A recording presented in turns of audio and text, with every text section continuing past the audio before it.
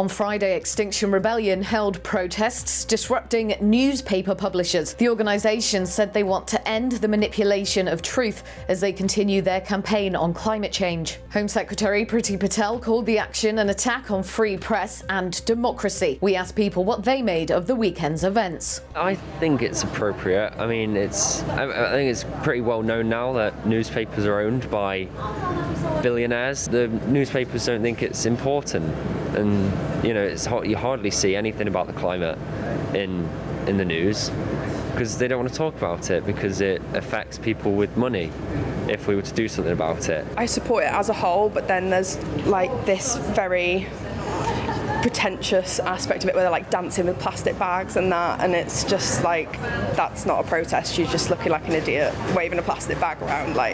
There's just that sort of very upper class, taking it out of the working class movement and making it about them and making it look ridiculous for everyone else that actually cares, and I just don't agree with it. I think a few MPs kind of commented and used the term free press, and I'd probably challenge, given the kind of the ownership of certainly the large newspapers and general kind of media.